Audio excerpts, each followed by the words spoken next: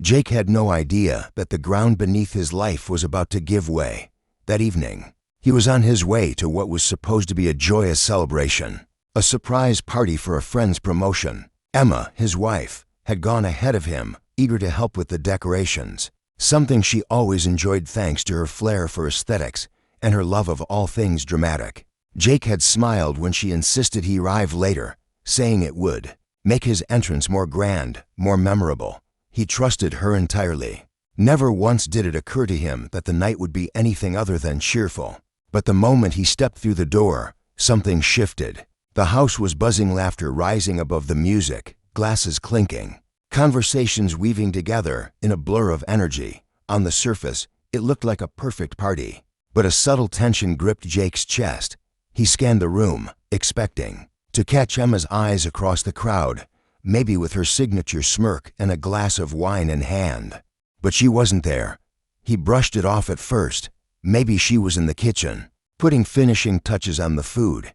Maybe she was chatting in a quieter room. But as he moved through the guests, smiling politely, checking room after room, the knot in his gut only tightened. He casually asked about her, but nobody seemed to notice or care that she hadn't been seen in a while.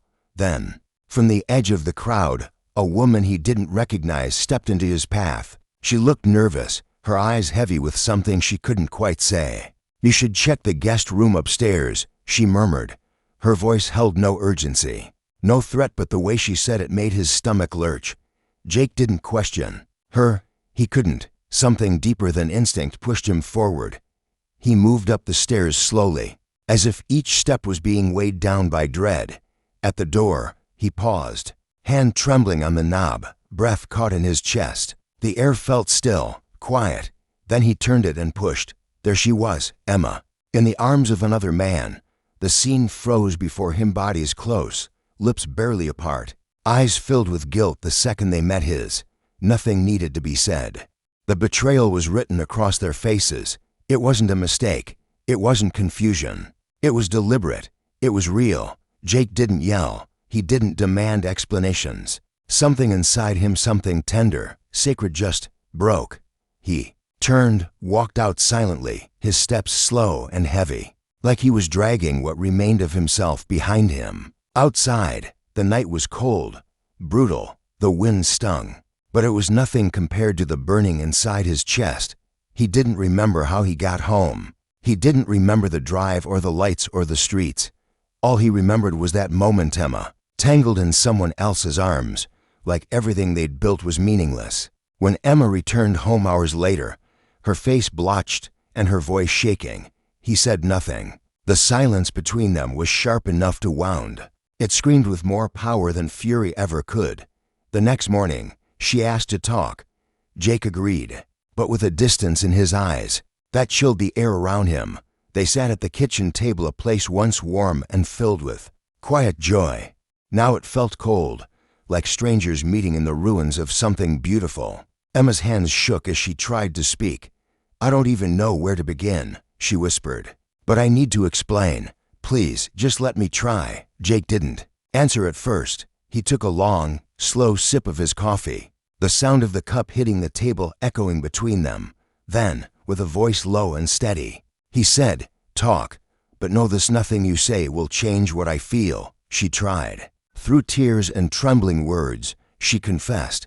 She spoke of loneliness, of drifting apart, of feeling unseen. She said she made a mistake, a terrible, shameful mistake, and that she still loved him, that she didn't want to lose him. Jake laughed, a bitter, joyless sound that cut through her pleading.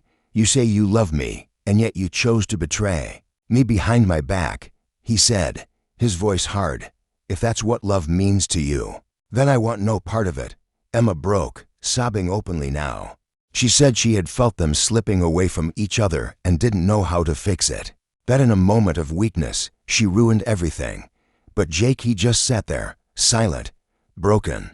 He stared at her like she was someone he had never met. The woman he married was gone, replaced by a stranger wearing her face. His heart felt like a battlefield, torn between the ghost of what they had and the reality of what she'd done.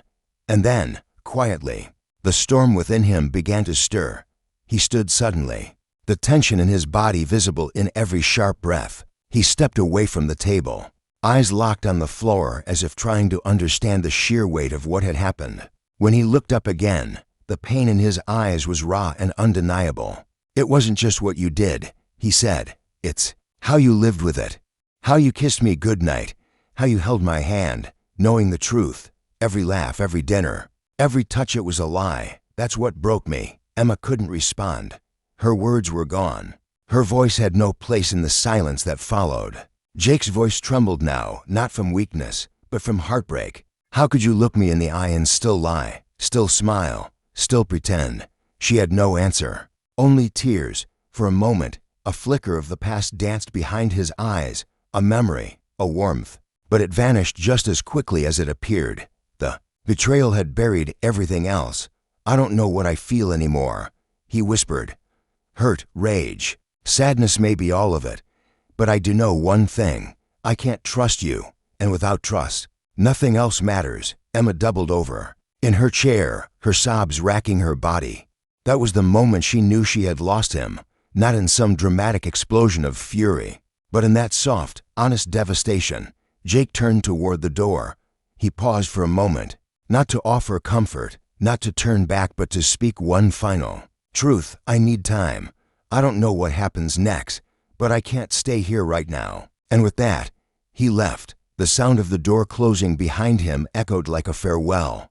Days passed in a blur. Jake wandered through his own life like a man half awake, haunted by what had been taken from him. He kept asking the same questions, replaying moments over and over. But no matter how he turned it, no matter how many memories he examined, the result never changed. She had made a choice, and it had changed everything. Then, one morning, standing before the bathroom mirror, he stared at his own reflection. He barely recognized himself, the sparkle in his eyes gone, replaced by exhaustion. But in that still, quiet moment, something shifted. He whispered aloud, "I can't live like this." That whisper wasn't weak. It was the first step back to himself. When he sat across from Emma again, it wasn't to fight or to forgive. It was to close the door for good.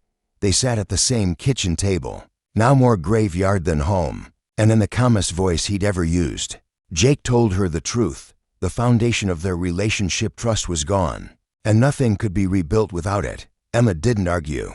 The defeat was already in her eyes. She knew this wasn't a fight she could win. Jake told her he wished things had been different, that he had hoped for a lifetime with her. But now, all he hoped for was peace. And then, with a final goodbye, he walked away. The divorce came quietly, no screaming matches, just signed papers and empty boxes. Emma moved out. Jake stayed behind, the house echoing with memories and silences that now belonged to the past. Healing came slowly, in laughter shared with friends, in small routines, in rediscovering joy in unexpected places. The nights were hardest. The quiet hours brought back her face, her voice, the hollow ache of betrayal.